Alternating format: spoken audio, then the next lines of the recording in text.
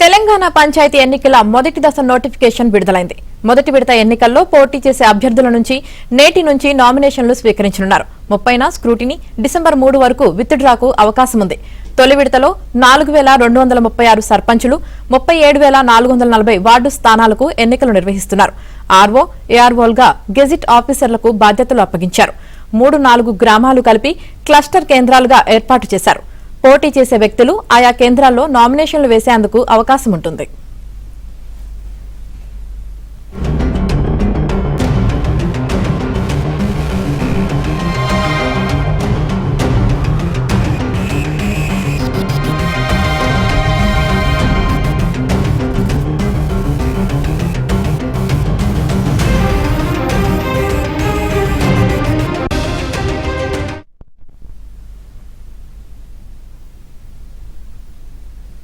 ఉమ్మడి వరంగల్ జిల్లా 1683 గ్రామ పంచాయతీల్లో మొదటి దశ నామినేషన్లు స్వీకరిస్తున్నారు.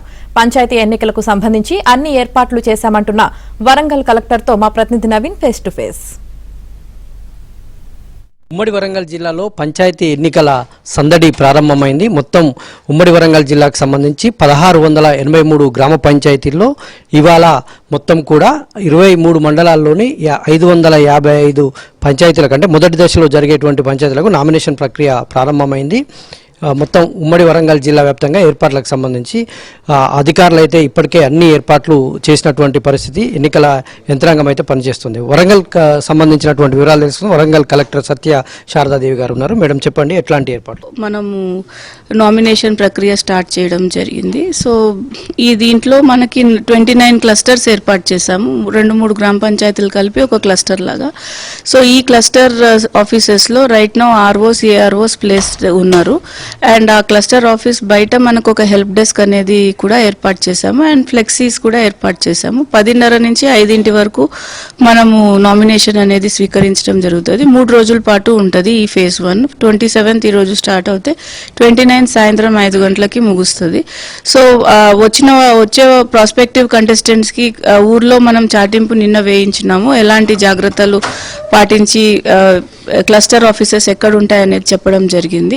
అండ్ కంటెస్టెంట్స్ కి కూడా మనము వచ్చిన వాళ్ళకి ఎలాంటి కిట్స్, మెటీరియల్స్ ఇవ్వాలి అవన్నీ కూడా మనం రెడీ చేసి పెట్టాము. అక్కడ ముగ్గురు పిల్లలకు సంబంధించినటువంటి అంశము అంటే ఎన్నికల కమిషన్ నుంచి ఏమైనా దానికి సంబంధించినటువంటి ప్రత్యేక ఉత్తర్వులు వచ్చాయా? ముగ్గురు పిల్లలు ఉన్న వాళ్ళు పోటీ చేయొచ్చా ఎన్నికల్లో?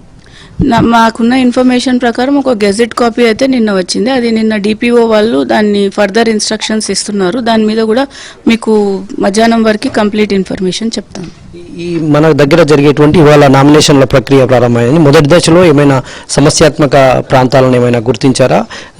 దానికి సంబంధించి ఎట్లాంటి ఏర్పాట్లు? అంటే మనకి ఇప్పుడు మొత్తము 317 గ్రామాలలో 99 క్రిటికల్, 22 సెన్సిటివ్ అని మనం ఐడెంటిఫై చేసి పెట్టుకున్నాము.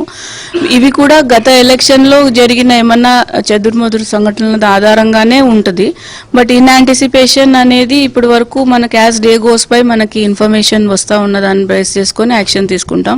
ఎక్కడ వెబ్ కాస్టింగ్ పెట్టాలి పోలింగ్ డే రోజు, ఎక్కడ మైక్రో అబ్జర్వర్ని పెట్టాలనే planning coordination with police department మనము చేస్తాము. But Warangal is known for a peaceful election and more proactive kind of election. అంటే ఓటింగ్ పర్సంటేజ్ కూడా ఎక్కువ రికార్డ్ అయ్యే ప్లేస్ ఇది కాబట్టి మనకి ఇష్యూస్ అయితే ఉండకపోదు. Thank you very much. ఇది వరంగల్ కలెక్టర్ గారి అభిప్రాయం. మొత్తంగా ఇట్లాగే హన్మకొండ, అటు మహబూబాబాద్, జనగామ, భూపాలపల్లి, ములుగు జిల్లాలో కూడా కలెక్టర్లు అయితే అంత ఏర్పాట్లు చేశామని చెప్తున్నారు. కలెక్టరేట్లలో సహాయక కేంద్రాలను కూడా ఏర్పాటు చేశారు. టోల్ ఫ్రీ నెంబర్ను కూడా ఇష్యూ చేసినటువంటి పరిస్థితి కనిపిస్తుంది. ఇవాళ నామినేషన్ల ప్రక్రియ ఇవాళ నుంచి కాసేపటి క్రితమే ప్రారంభమైంది. సాయంత్రం వరకు ఈ నామినేషన్ల ప్రక్రియ మరో 3 రోజుల పాటు కొనసాగే అవకాశం ఉంది. ఈ మేరకు అన్ని ఏర్పాట్లు చేశామని కలెక్టర్ చెప్తున్నారు. వీడియో జర్నలిస్ట్ జగదీష్తో నవీన్, ఏబిఎన్ ఆంధ్రజ్యోతి, వరంగల్.